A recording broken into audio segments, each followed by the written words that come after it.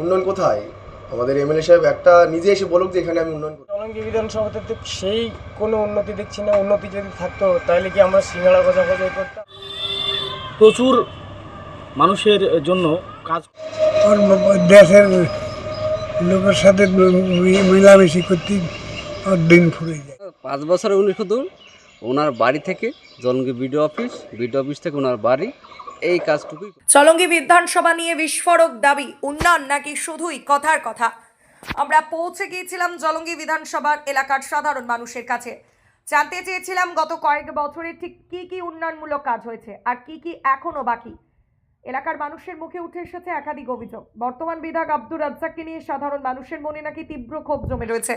অভিযোগ উঠেছে জলঙ্গি বিধানসভা এলাকায় স্কুল কলেজের কোনো রকম উন্নতি নেই। পরিযায়ী শ্রমিকদের কথা ভাবেনি বিধায়ক আব্দুর রাজ্জাক। স্বাস্থ্য ব্যবস্থায় তেমন উন্নয়ন হয়নি, বিশেষ করে সাগরপাড়ার স্বাস্থ্যকেন্দ্র, সাদিখান দেয়ার স্বাস্থ্যকেন্দ্র, এই দুটি স্বাস্থ্যকেন্দ্রে পরিষেবা ও পরিকাঠামোর উন্নতি হয়নি বলেই দাবি স্থানীয়দের। সীমান্ত এলাকার কৃষকদের জন্য বড় কোনো প্রকল্প নেই, মৎস্যজীবীদের জন্য উল্লেখযোগ্য সহায়তা নেই। জলঙ্গি ব্লকের একাধিক গ্রাম এখনও মৌলিক পরিষেবা থেকে বঞ্চিত, এমনটাই বলছেন মানুষ। সবচেয়ে চাঞ্চল্যকর অভিযোগ, এলাকার উন্নয়নের বদলে নাকি ব্যক্তিগত উন্নয়নে বেশি ব্যস্ত ছিলেন বিধায়ক। এখন প্রশ্ন একটাই, সত্যিই কি উন্নয়ন হয়নি নাকি অন্য কোনো চিত্র রয়েছে? শুনুন সাধারণ মানুষের মুখে জলঙ্গির বাস্তব চিত্র। জলঙ্গি বিধানসভাতে তো সেই কোনো উন্নতি দেখছি না। উন্নতি যদি থাকতো তাহলে কি আমরা সিঙ্গাড়া ভাজাই করতাম? মুনিশ কাটবো সেটাও পাচ্ছি না।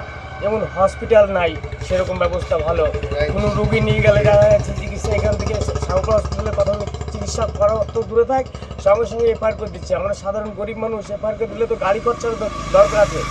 আমরা সাধারণ মানুষ এফআইআর করে দিলে দেখা যাবে পয়সার দরকার আছে। এক সাধারণ মানুষ একদম চলার বিপদ হয়ে গেছে, চলার কোনো উন্নয়ন আপাতত আমাদের জলঙ্গি বিধানসভায় দেখার মতো কিছু নেই। আপাতত আমরা তো কিছু দেখতে পাই না। উন্নয়ন কোথায়? আমাদের এমএলএ সাহেব একটা নিজে এসে বলুক যে এখানে আমি উন্নয়ন করেছি। উন্নয়ন করার মতো কিছু নেই, শুধু এমএলএ সাহেবের গাড়িতে যাতায়াত করা, 3-4টে গাড়ি নিয়ে রাস্তাতে ঘোরাফেরা, এটা ছাড়া উন্নয়ন কিছুই নেই। দরকার আমাদের বিধানসভায় সাগরপাড়া হসপিটালটা দেখুন আপনারা। সাগরপাড়া হসপিটালে যেটা 5 টাকার ইঞ্জেকশন সেটা আমাদেরকে 500 টাকায় কিনতে হচ্ছে। যে স্যালাইনটা ফ্রিতে পাওয়ার দরকার সেটা আমাদেরকে ফার্মেসিতে কিনতে হচ্ছে। এগুলো কেন হবে? এগুলো আমরা চাই বিধায়ক যেই হোক না কেন এই বছর সে জানে এইসব দিকটা নজর রাখে, উন্নয়নটা যাতে যেই বিধায়ক হোক না কেন উন্নয়নটা যাতে হয়, আমরা সেটাই চাই। আমার নাম জান্নাত আলী মণ্ডল, 12 মাসে। মাননীয় 76 জলঙ্গির বিধায়ক মাননীয় রাজ্জাক সাহেব জলঙ্গির প্রচুর মানুষের জন্য কাজ করেছেন, যা হয়তো আমরা এইভাবে এই 2 মিনিটের বাইরে বলে ফেরাতে পারবো না। প্রচুর কাজ হয়েছে। মমতা বন্দ্যোপাধ্যায়ের যে উন্নয়ন, জনমুখী উন্নয়ন, সবকটি জলঙ্গির মানুষ ওনার দ্বারা পেয়েছেন। যেমন ধরুন রাস্তাঘাট, তা বাদে সবচেয়ে বড় কথা হলো রাস্তাঘাট, বিভিন্ন সরকারি সুবিধা অসুবিধা যেগুলো সরকারি মাধ্যমে ওনার মাধ্যমে আসা সবগুলোই পেয়েছে।